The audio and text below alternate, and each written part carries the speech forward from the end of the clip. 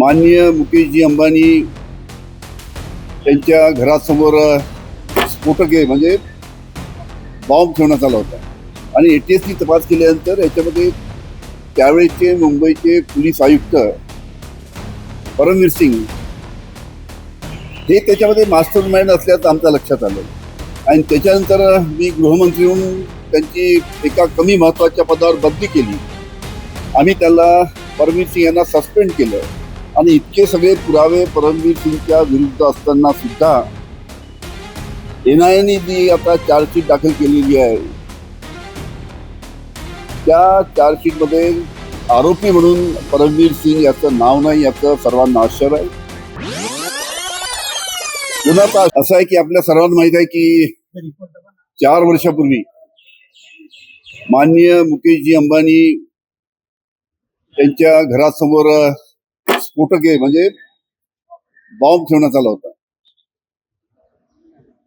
आणि याचा जे आम्ही तपास केला ATSनी तपास केला. मी त्याच गृहमंत्री होतो आणि ATSनी तपास केल्यानंतर याच्यामध्ये त्यावेळेचे मुंबईचे पोलीस आयुक्त परमवीर सिंग हे त्याच्यामध्ये मास्टर माइंड असल्याचं आमच्या लक्षात आलं आणि त्याच्यानंतर मी गृहमंत्री म्हणून त्यांची एका कमी महत्त्वाच्या पदावर बदली केली. आम्ही त्याला परमवीर सिंग यांना सस्पेंड केलं, नोकरीतून कमी केलं आणि त्याच्यानंतर त्यांनी माझ्यावर 100 कोटीचा आरोप केला. पण हा जेव्हा तपास ATS कडनं जेव्हा NIA कडे गेला, NIAच्या तपासामध्ये सुद्धा परमवीर सिंग याच्या विरोधात अनेक त्याच्यामध्ये त्यांना प्रूफ मिळालेत, अनेक पुरावे मिळालेत.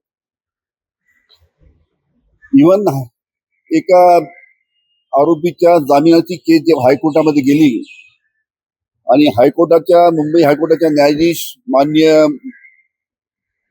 मोहिते डेरे पाटील यांनी सुद्धा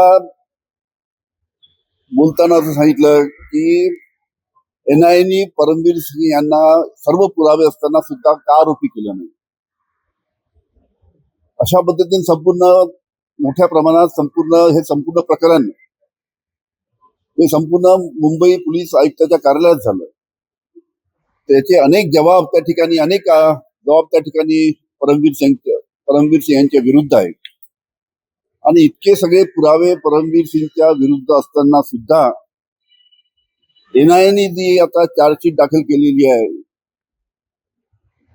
त्या चार्जशीटमध्ये आरोपी म्हणून परमवीर सिंग याचं नाव नाही याचं सर्वांना आश्चर्य आहे. कुणाचा आशीर्वाद परमवीर सिंग याला आहे त्याच्यामुळे त्याचं नाव येऊ शकलं नाही याचा सुद्धा तपास होणं गरजेचं आहे. मला अतिशय आश्चर्य वाटतं की कशा पद्धतीनं पोलीस नसताना सुद्धा त्यांना वेतन देण्यात आलं. हा प्रशासकीय ही संपूर्ण बाब आहे. त्याच्यामुळे याची संपूर्ण गृह खात्याने चौकशी केली पाहिजे आणि पोलीस असताना सुद्धा त्यांना पगार देऊन राहिलेत याची चौकशी करून जे कोणी दोषी आहेत त्यांच्यावर कारवाई केली पाहिजे. कारण की आपल्याला माहित आहे की पोलीस खात्यामध्ये मोठ्या प्रमाणात आमचे तरुण तयारी करतात आणि तयारी करून केव्हा आमची परीक्षा होते आणि केव्हा मला पोलीस खात्यामध्ये भरती केलं जातं त्या पद्धतीनं तयारीला लागतात. कारण की मोठ्या प्रमाणात पोलीस खात्यामध्ये नवीन भरतीची आवश्यकता आहे. पण असं असताना सुद्धा पोलीस नसताना काही लोकांचे पगार काढण्यात आले. त्याच्यामुळे त्याची चौकशी होऊन जो कोणी दोषी आहे त्याच्यावर कारवाई केली पाहिजे. माननीय DY पाटील साहेब जे 2-3 राज्यामध्ये त्रिपुरा आणि पश्चिम बंगाल आणि बिहारचे राज्यपाल म्हणून त्यांनी काम केलं.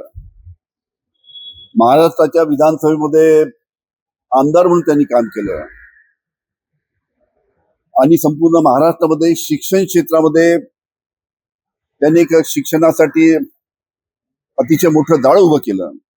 एक चांगल्या शैक्षणिक सोयी संपूर्ण महाराष्ट्राच्या बाहेर सुद्धा उभा केला. अशा माननीय DY पाटील साहेबांचं निधन झालं. त्याच्यामुळे त्यांच्या या निधनाबद्दल मी आमच्या पक्षातर्फे त्यांना श्रद्धांजली अर्पण करतो.